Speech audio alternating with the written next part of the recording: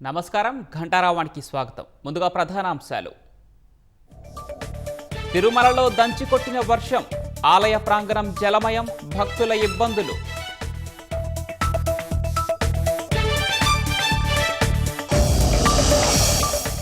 కూచిపూడి నృత్య భంగిమతో అమరావతి ఐకానిక్ వంతెన, 2500 కోట్లతో త్వరలో టెండర్లు, ట్రాఫిక్ కష్టాలకు చెక్.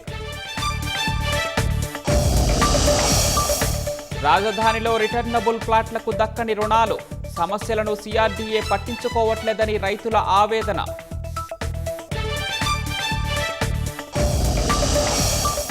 నేడు భారత్ అమెరికా మధ్య వాణిజ్య చర్చలు, రాజేష్ అగర్వాల్తో యుఎస్ ప్రతినిధి లించ్ మంతనాలు.